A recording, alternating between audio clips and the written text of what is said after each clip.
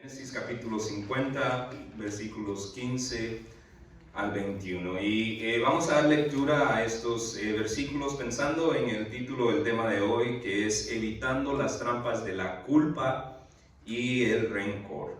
Génesis 50, versículos 15 al 21 leen de la siguiente manera. Dice: viendo los hermanos de José que su padre, que era Jacob, era muerto, dijeron: quizá nos aborrecerá José y nos dará el pago de todo el mal que le hicimos.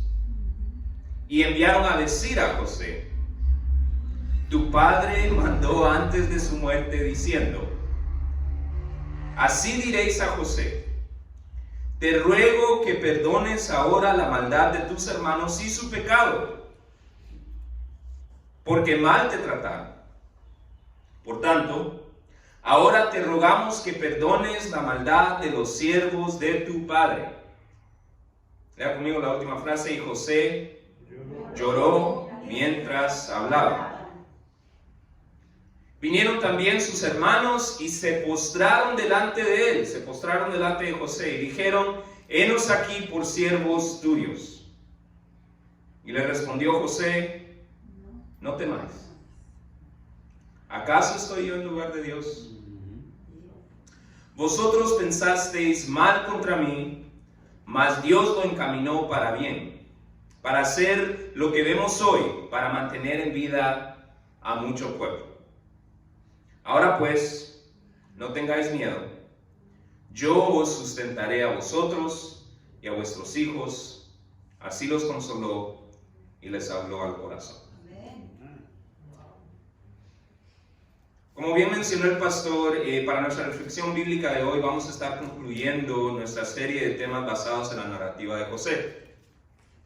En lo que va de esta unidad hemos estudiado diferentes partes de la vida de José, bisnieto de Abraham, para contemplar las maneras en las que podemos evitar ser afectados por las varias situaciones que pueden ser de tropiezo en la vida, sea para otros o para nosotros mismos.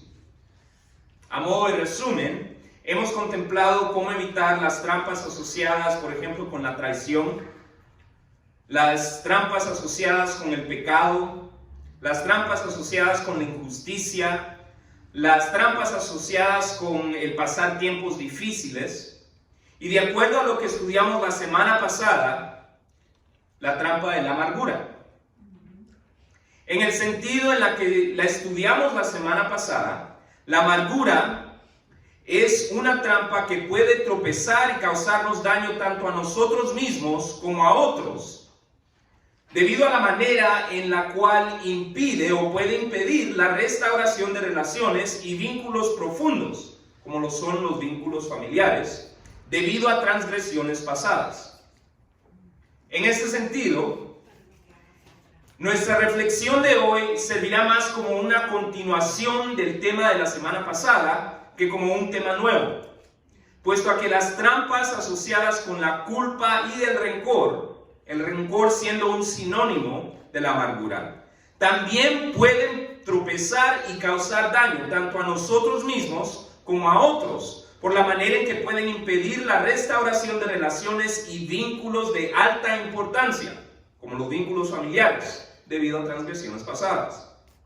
La única diferencia entre el tema de la semana pasada y el de hoy es que las exhortaciones que vamos a estudiar hoy acerca de cómo evitar las trampas asociadas con la culpa y el rencor vienen basadas tanto en acciones acertadas de José. Las exhortaciones que vimos la semana pasada venían por parte de acciones que José tomó que estaban acertadas. Entonces hoy veremos otras exhortaciones basadas en estas acciones acertadas, correctas, de acuerdo al corazón de Dios que tomó José, pero también veremos algunas exhortaciones basadas en acciones no acertadas de los hermanos de José. Eso dicho, el pasaje de hoy nos llama a evitar las trampas asociadas con la culpa y el rencor, en primer lugar, al asimilar el perdón. Si queremos evitar las trampas de la culpa y el rencor, podemos empezar asimilando el perdón. En los versículos 15 al 18 vemos que los hermanos de José toman una acción no reconciliadora debido a que no habían asimilado el perdón de José. ¿A qué me refiero? Vayamos al versículo. Dice el versículo 15. Viendo los hermanos de José que su padre era muerto, que Jacob había muerto, dijeron: quizá nos aborrecerá José y nos dará el pago de todo el mal que le hicimos.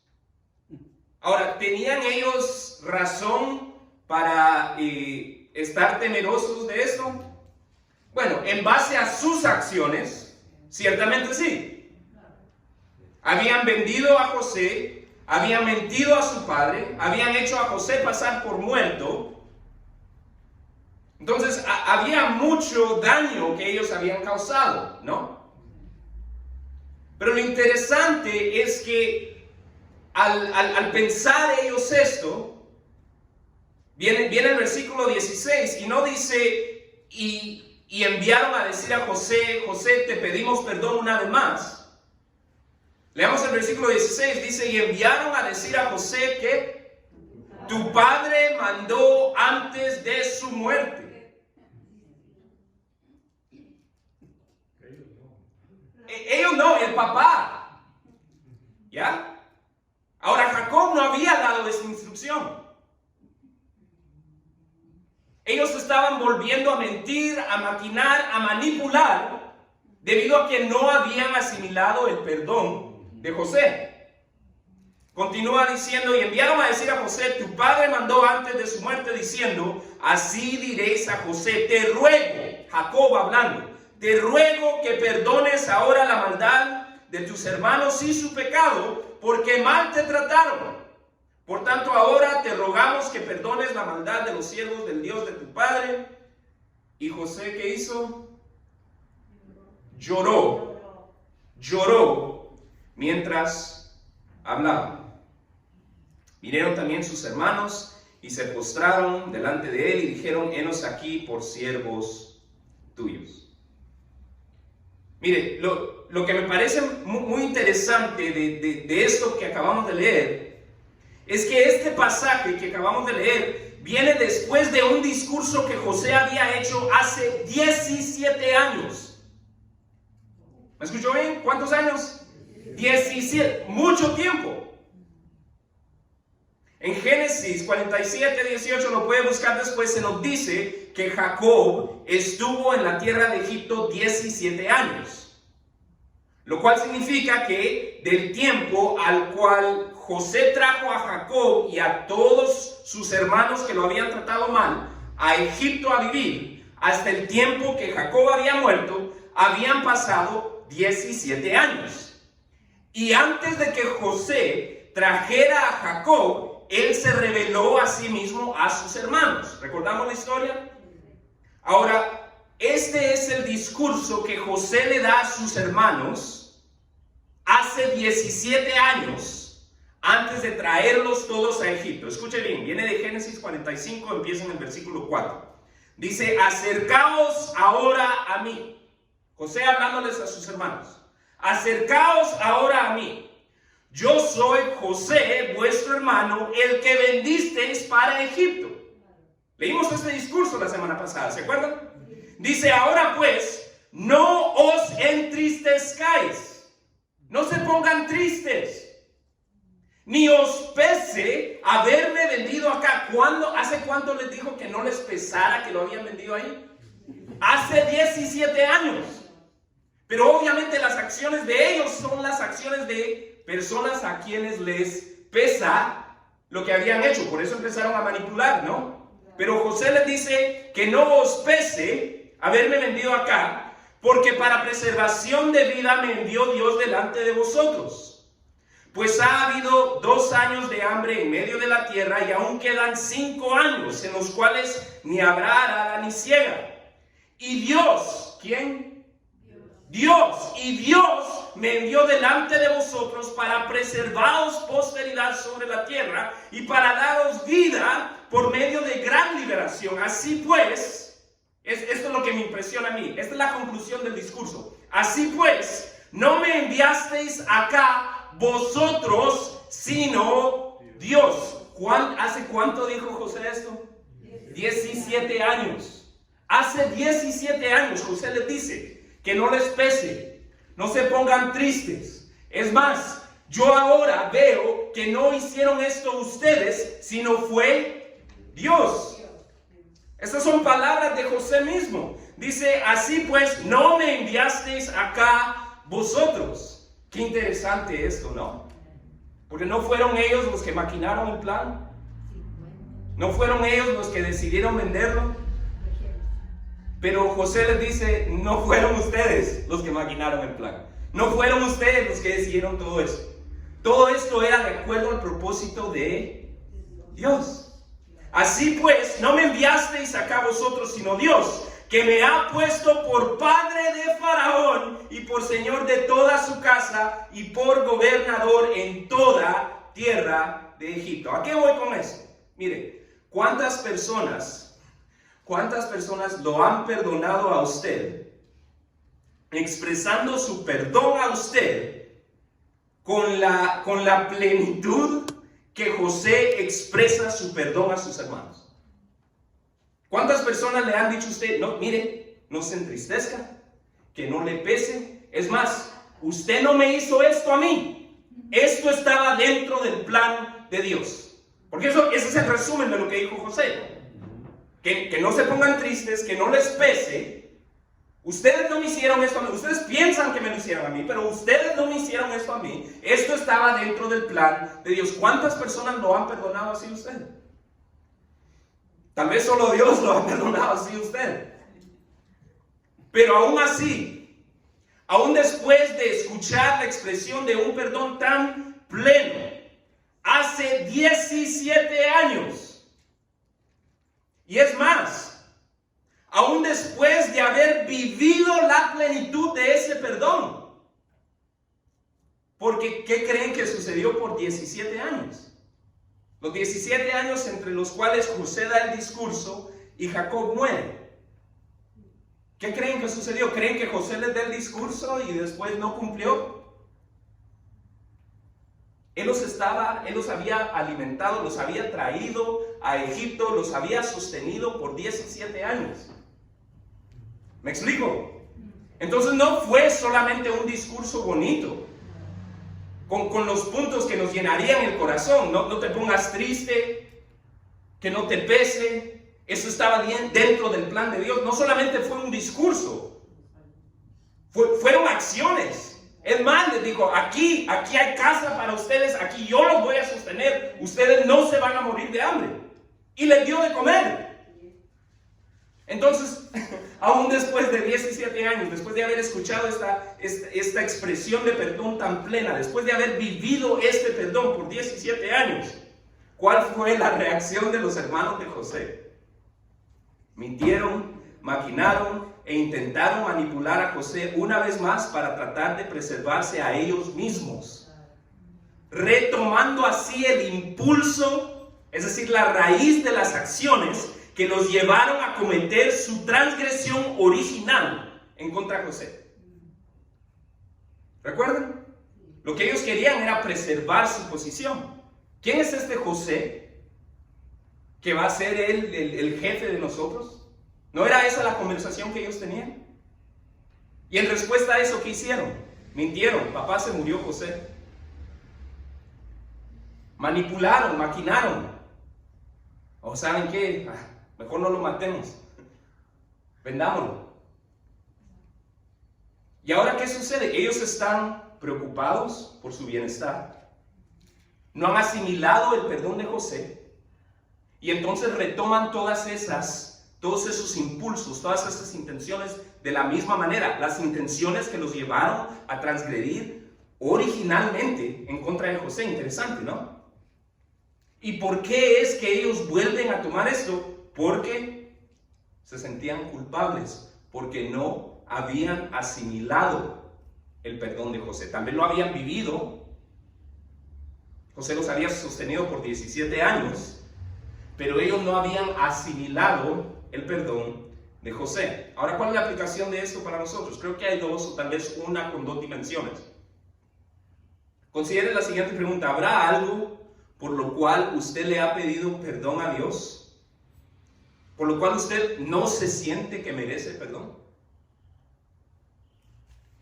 Usted le ha pedido perdón a Dios: Dios, perdóname por esto. Pero dentro de sí usted siente, bueno, yo no merezco perdón por eso. O para abarcar la segunda dimensión, ¿habrá algo por lo cual usted le ha pedido perdón a otra persona? Tal vez le ha pedido perdón a otra persona y esta persona le ha dicho, ¿sabes qué? Sí, te perdono. Pero usted aún no se siente realmente perdonado. Lo que este pasaje nos demuestra es que la culpa es un impulso carnal y pecaminoso que nos hará recaer en los patrones de comportamiento que nos llevaron a transgredir originalmente. Y estos patrones de comportamiento que nos guían a transgredir originalmente vienen del deseo carnal y pecaminoso de ganarnos el favor de Dios por nuestros propios esfuerzos. ¿Qué estaban haciendo los hermanos de José? Estaban tratando de manipular la situación por sus propios esfuerzos para que les saliera bien la cosa, en vez de asimilar el perdón de José. El impulso de tratar de merecer el perdón de Dios es un impulso carnal, es un impulso pecaminoso que viene del deseo carnal y pecaminoso de ganarnos el cielo. El Evangelio es claro en cuanto a esto. Nuestros esfuerzos no ganan el favor de Dios. El favor de Dios, la salvación, es únicamente por gracia, únicamente a través de la fe, depositada únicamente en Jesús, como es revelado únicamente en la palabra de Dios y con el único propósito de traer la gloria a Dios. Esa es nuestra fe. Ese es el Evangelio. Entonces, ¿cuál es la aplicación, pues? Paremos de vivir como turistas o aún residentes del perdón. Muchos de nosotros vivimos como turistas o residentes del perdón de Dios. ¿A qué me refiero con eso? Mire, un turista, si viene a visitar, ¿cree que trata de asimilar la cultura de donde está un turista? Está de visita. Está de visita. Sí, por eso es que hay tantas trampas de turista. ¿Ha escuchado eso? Las trampas de turista. Ciertamente las tienen que haber en Latinoamérica. Cuando ven a alguien y saben solo de su caminar, solo de la manera en que se viste, que es turista, y ahí lo tratan de estafar o le tratan de hacer algún daño. ¿Sabe por qué? Porque los turistas no están asimilados a la cultura. Se les nota de lejos que no encajan. Entonces nosotros tal vez estamos en el perdón de Dios, pero estamos viviendo el perdón de Dios como turistas o como residentes temporales. Entonces la aplicación para nosotros es una invitación a que vivamos el perdón de Dios como ciudadanos del perdón de Dios. Asimilemos el perdón de Dios. Celebremos el perdón de Dios, disfrutemos el perdón de Dios y experimentemos libertad de la culpa.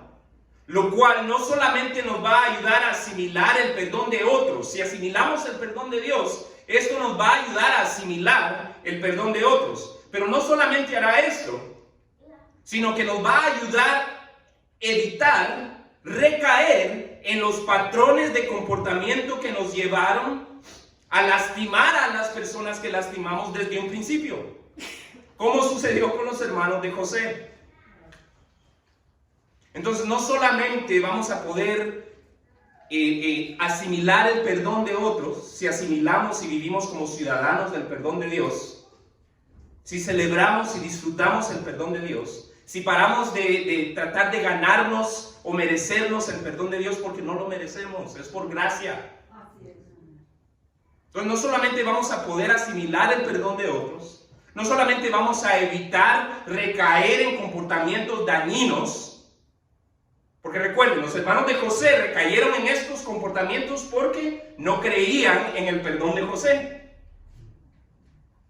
Entonces no solamente vamos a asimilar el perdón de otros, vamos a evitar recaer en estos comportamientos dañinos, pero ¿sabe qué? También nos va a ayudar a procesar con ternura y madurez cuando otros se rehúsen a perdonarnos, aún después de que hemos buscado el perdón genuinamente, es decir, no solamente con palabras, sino con acción. ¿Sabe por qué? Porque a veces cuando la gente rechaza un acercamiento de disculpas, genuino, de parte nuestro, de palabra y de acción, eso tiende a tener más que ver con la jornada que ellos necesitan recorrer que con nosotros. A veces tiene eso más que ver con la manera en que ellos necesitan procesar la amargura que con la calidad de nuestra disculpa. ¿Me explico? Tiene que ver más con lo que ellos necesitan procesar, la jornada que ellos necesitan tomar, que con la noción equivocada, carnal, de que el perdón se gana o se merece. Ningún perdón, ni el perdón de Dios ni el perdón de un humano, se merece. Es otorgado por gracia. Entonces, asimilemos el perdón. En segundo lugar, el pasaje de hoy nos llama a evitar las trampas asociadas con la culpa y el rencor al buscar la mano de Dios en nuestra trayectoria. Entonces, asimilemos el perdón, vivamos como ciudadanos del perdón, no como residentes temporales, no como turistas del perdón. Asimilemos el perdón, disfrutémoslo, celebremos el perdón de Dios. Somos perdonados. Y no porque lo merezcamos, sino porque fue otorgado por gracia a través de la fe. Entonces celebremos el perdón de Dios, pero en segundo lugar, busquemos la mano de Dios en nuestra trayectoria. En los versículos 19 y 20 vemos cómo José evitó albergar rencor en contra de sus hermanos al ver la mano de Dios en su trayectoria. Mire, este discurso que sucede, ¿recuerdan cuántos años? Después de 17 años del discurso inicial. Tal vez no es un discurso tal vez es una respuesta más corta. Pero esta respuesta corta que sucede después de 17 años del discurso original, esta respuesta les va a sonar muy parecida. Versículo 19 y 20 dice: y le respondió José, ¿qué les dice? No temáis. ¿Acaso estoy yo en lugar de Dios? Y ahora viene el versículo 20. Este es el que nos va a sonar muy parecido. Dice: vosotros pensasteis mal contra mí, mas Dios lo encaminó a bien, para hacer lo que vemos hoy, para mantener en vida a mucho pueblo. Mire, no era la primera vez que José había pintado su trayectoria a la luz del obrar de Dios en frente de sus hermanos. Ya hemos leído, hace 17 años José había hecho lo mismo. En su primer discurso, el discurso, el que acabo de leer, el que José le había hecho a sus hermanos hace 17 años. En ese discurso, José expresó la misma posición que expresa aquí ahora. La misma posición. ¿Cómo concluye el discurso de hace 17 años? Concluye así: así pues, no me enviasteis acá vosotros, sino Dios, que me ha puesto por padre de Faraón y por señor de toda su casa y por gobernador de toda tierra de Egipto. Entonces no fueron ustedes, sino fue Dios. ¿Y qué vemos en el versículo 20? Vosotros pensasteis mal contra mí, mas ¿quién? Dios lo encaminó a bien. José miraba el obrar, la mano de Dios en su trayectoria. Esto me recuerda a una conversación que tuve justo ayer con él. Él trabajó por mucho tiempo en una compañía. Tuvo un tiempo amargo al final de este largo tiempo que él estuvo ahí, debido a un jefe que lo tomó a él a mal. Y el jefe, al despedirlo, cuenta Elwood que le dice: ¿sabes qué? Es que no veo para ti lugar para crecer en esta compañía, entonces mejor vete. Y lo que Elwood, no es que con Elwood nos habíamos sentado a leer Génesis 50, no es que estábamos haciendo un devocional juntos, esto simplemente fue lo que nació de Elwood compartir. Y comparte él que él le respondió a su jefe diciéndole: mira, y Elwood en buen chapín le dice: vos no sos el que está haciendo esto. Esto es Dios, le dice. Y vas a ver que tarde o temprano Dios me va a dar algo mejor. Y en efecto así fue. 2 años después, ahora Elwood está presentando en esta conferencia porque es jefe regional de Guatemala de una nueva compañía. Es decir, no está bajo un supervisor de Guatemala, él es el supervisor de Guatemala de esta compañía. ¿Me explico? Esto de ver el obrar de Dios nos ayuda a evitar albergar rencor. Y esto es lo que estaba haciendo José. Ahora, ¿qué significa que esta no fuera la primera vez que José haya pintado su trayectoria a la luz del obrar de Dios? Lo que significa es que lo que dijo José a sus hermanos era resultado de una acción deliberada y comprometida de José. En otras palabras, buscar la mano de Dios en nuestra trayectoria, como lo hizo José, como estaba escuchando que lo hizo mi primo, no es algo pasivo.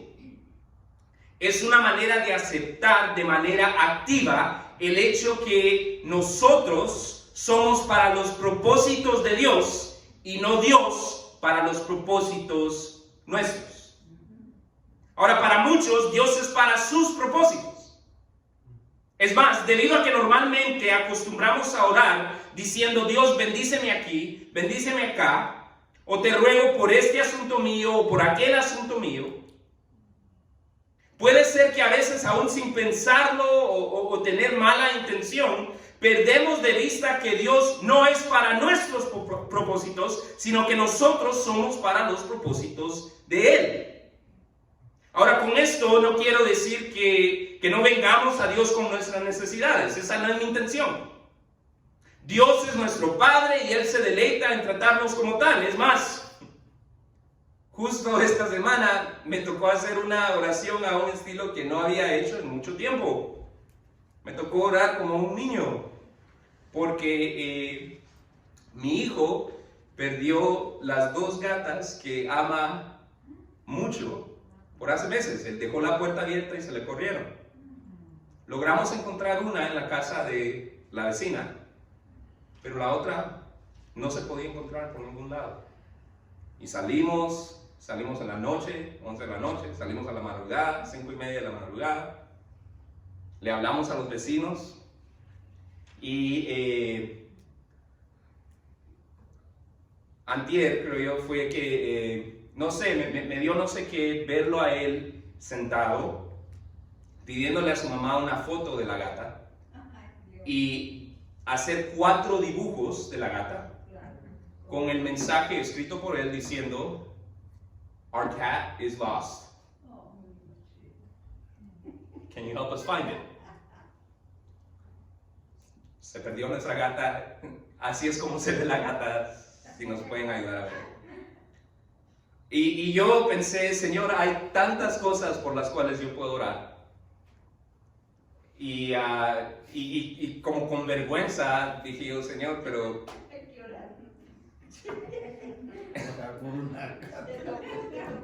esta sucia gata se ha corrido, se ha ido, y mi esposa está triste, el niño está triste. Si en la gran orquesta de todo lo que estás haciendo, del orden cósmico que tú mantienes, si te acuerdas de esta gata, Señor, por favor. Bueno, hoy a las 4 de la mañana me levanto, fui a tomar agua, voy a la cocina y escucho, exacto, afuera de la ventana, voy, es la gata, y Stephanie logra recuperar la gata. Bueno, ¿a qué voy con todo eso? No es que no les estoy diciendo que no le pidamos a Dios. Dios se complace como un buen padre, se deleita en llenar nuestras necesidades. Pero lo que sí quiero remarcar es que la realidad es que sí, Dios es nuestro Padre, pero sus propósitos son mayores que los nuestros. Y nosotros tenemos la bendición de participar en su obrar de esos propósitos mayores. Los propósitos de Él son mayores que los míos, y yo soy para sus propósitos, no Él para los míos. Entonces, para reflexión mía de lo que sucedió con esta gata, no es, me imagino que a Dios le deleita que yo me sienta feliz de que oré por esta gata y la gata apareció. Pero quién sabe qué otro propósito más alto Dios está obrando. Yo no sé qué está obrando para la fe de Juanito, por ejemplo. ¿Me explico? Y no debo yo malinterpretar esto como que Dios es para mis propósitos. Entonces la próxima vez que se me pierda algo, tengo que orar porque Dios es mi Santa Claus y Él cumple mis propósitos, porque ese no es el caso. Había un propósito más alto aquí, yo no conozco cuál es. Pero la realidad es que yo soy para los propósitos de Dios. No a la inversa. Y el hecho de que José logró ver la mano de Dios y pudo decir algo como: no fueron ustedes los que me mandaron a Egipto, fue Dios, significa que él había decidido tomar acción en base a ese principio, de que Dios no era para los propósitos de José, José era para los propósitos de Dios.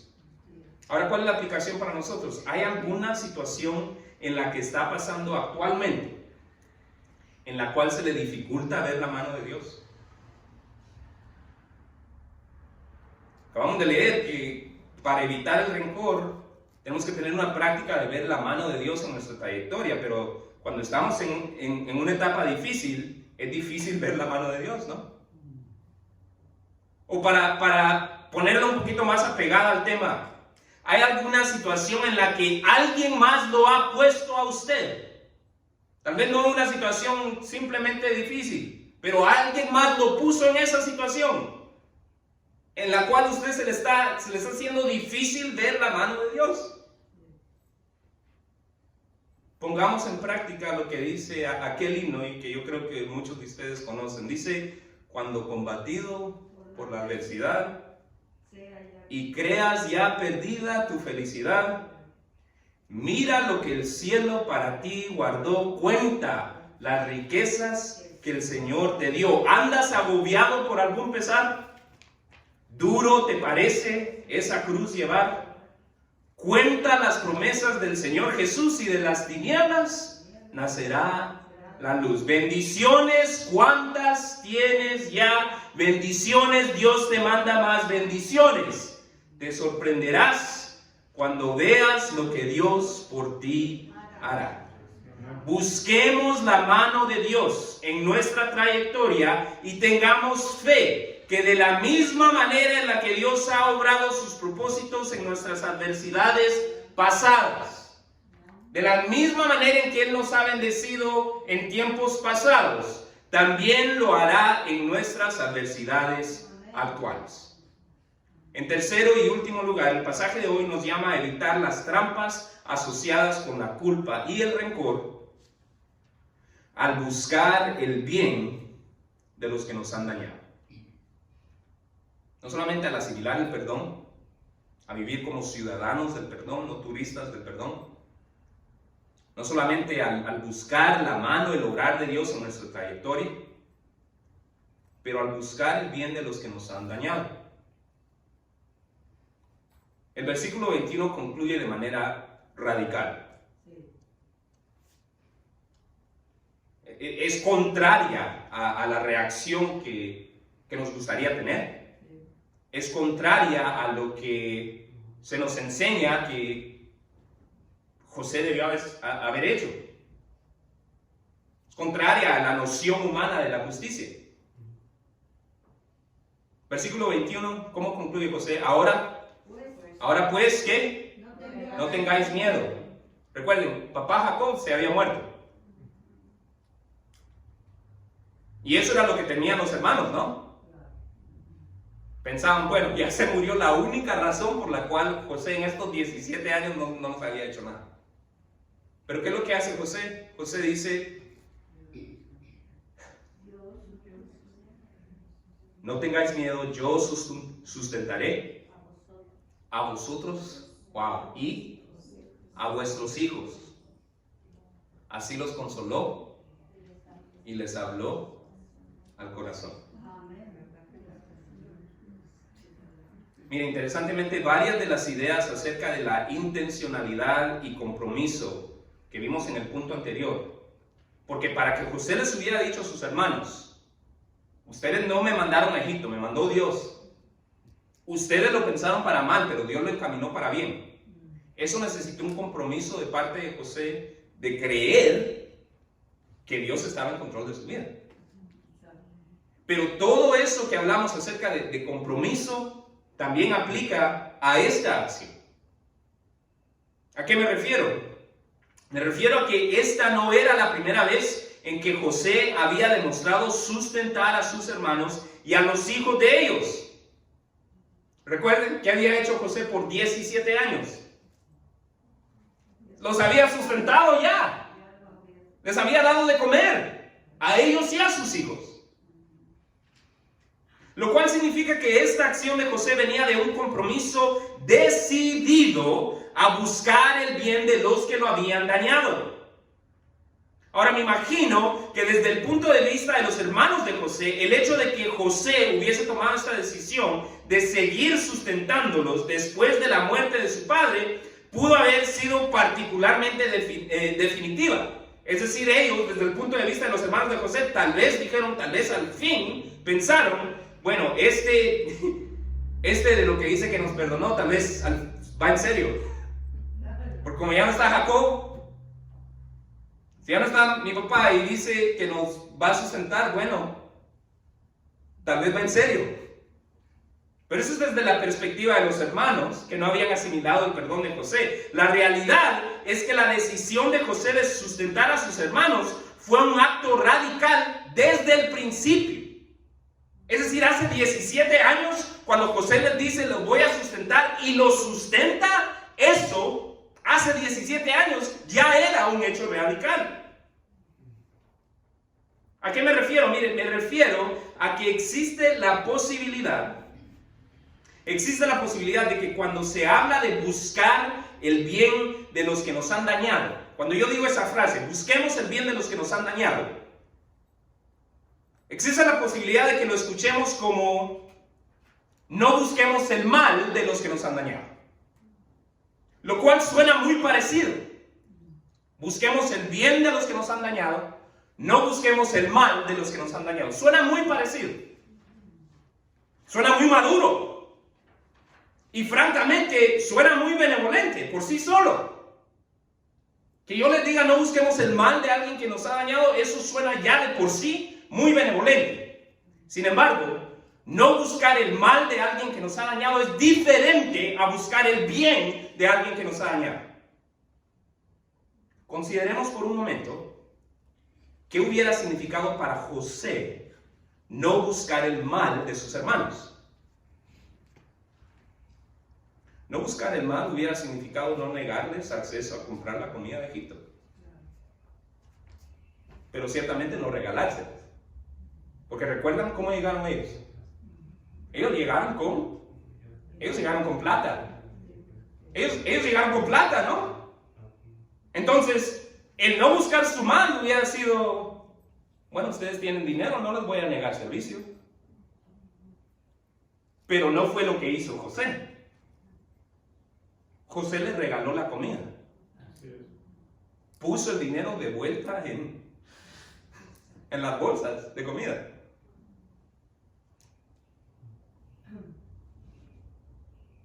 Mire, él pudo haberles dicho, ok, les vendo la comida y váyanse alegres a su casa, es decir, no les estoy deseando ningún mal, pero él no tenía que traerlos a vivir a Egipto. ¿Ah? No haber buscado el mal de los hermanos de José, mire, fácilmente hubiera sido traer solamente a Jacob y su hermano menor, que no había tenido nada que ver, a Benjamín, a vivir en Egipto, ¿no? ¿Qué tenía de malo? ¿Creen que hubiera sido razonable? Para mí sí. Bueno, hablando en chapín otra vez, bueno, pues muchachos, ok, aquí está. Aquí está la comida que compraron. No se las voy a negar. Me saludan a mi papá. Es más, díganle que ahí lo voy a visitar. Y si él hubiera traído a Jacob y a Benjamín, que no tuvo nada que ver con el complot para venderlo, ¿no nos parecería razonable esa acción? Muy madura de José. José, primer ministro de Egipto,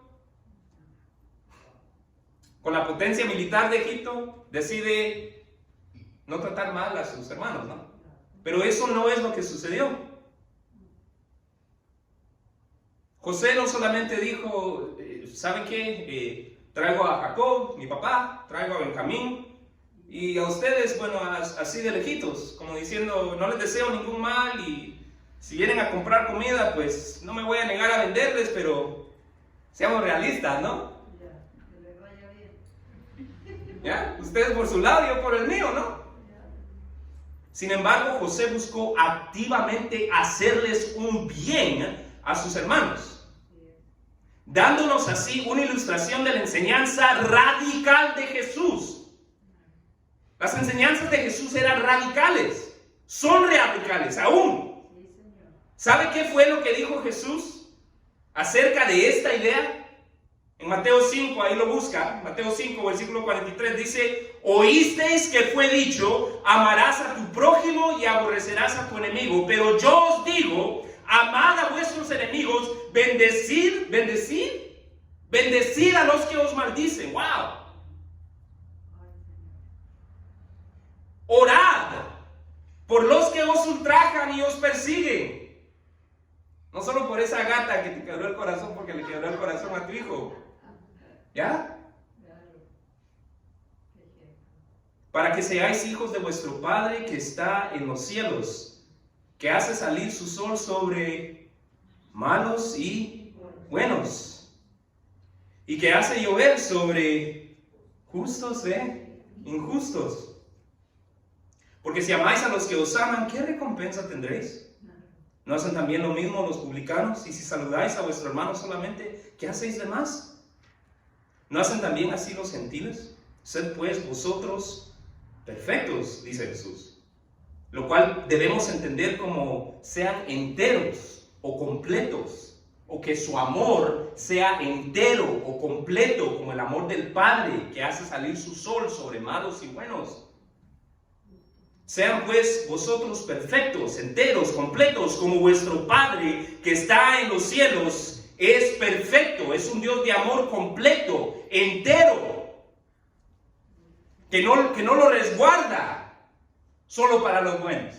Porque si lo resguardara solo para los buenos, ninguno de nosotros aquí seríamos amados por Dios.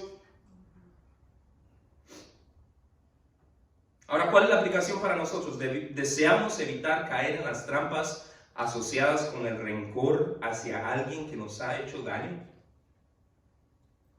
O tal vez ya estamos sintiendo algún rencor o enojo que sabemos que nos está causando daño y necesitamos sanar.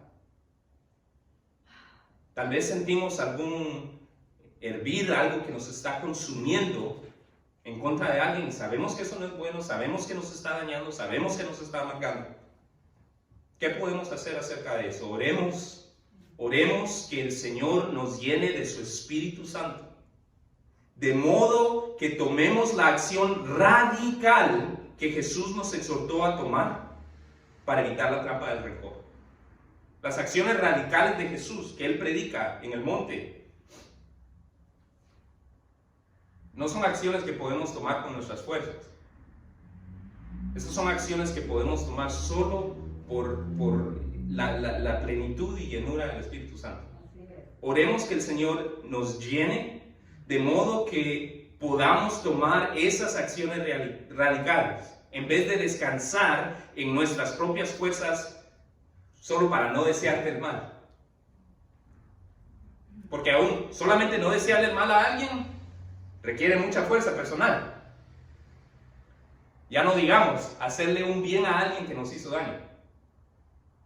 No descansemos en nuestras fuerzas para eso, porque no lo vamos a poder lograr y nos vamos a amargar aún más. Pidamos al Señor que nos llene de su Espíritu para que podamos depender del Espíritu Santo de Dios para radicalmente buscar el bien de aquellos que nos han causado daño. El pasaje de hoy nos invita a evitar las trampas asociadas con la culpa y el rencor.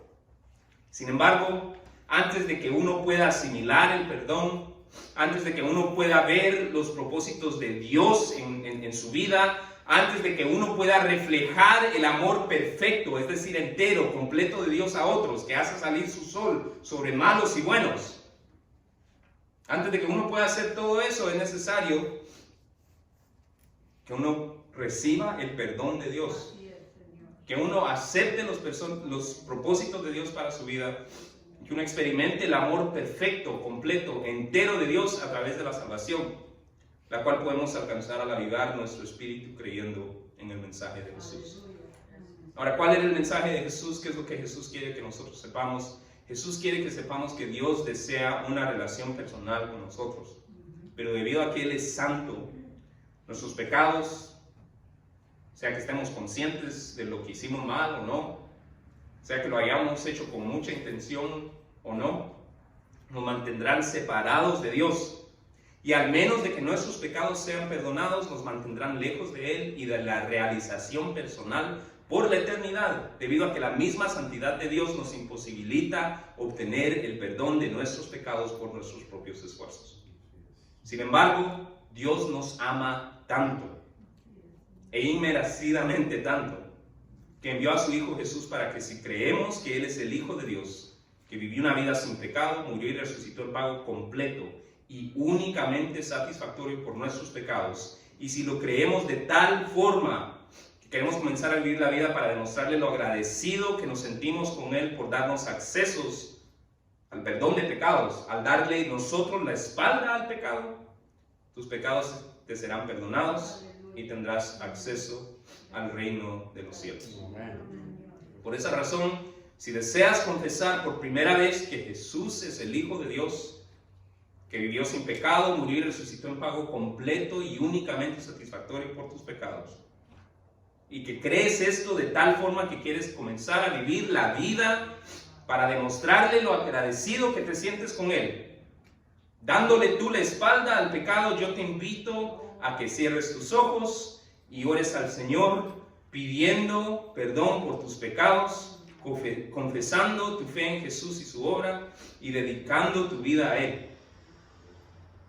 Por otra parte, si ya eres un seguidor de Jesús, te invito a que dejes que este pasaje te inspire a orar por fe y por plenitud del Espíritu Santo de Dios.